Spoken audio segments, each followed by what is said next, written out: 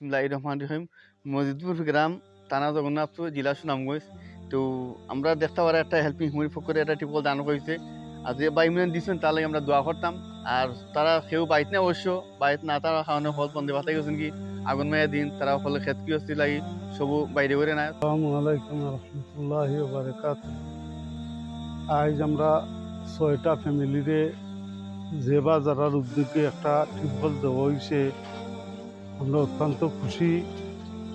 মানে আমরা ৬টা ফ্যামিলির মাঝে পানির কোনো ব্যবস্থা আসিল না, আল্লাহর হুকুমে তারার দয়ায় আমরা পানি পাইছি আলহামদুলিল্লাহ।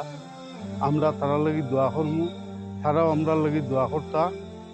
আর আজকে যে কেউ নাই, মানে হলো গ্রাউন্ড মাইয়ার দিন, প্রত্যেক ধান কাটায় পান কাটায় গেছেন কি কেউ বাড়িতে নাই, এটা আমি আন্তরিকভাবে দুঃখিত। আর আমরা লাগি দোয়া করবা, আমরাও আপনারা লাগি ফানি দোয়া করবো। আসসালামু আলাইকুম।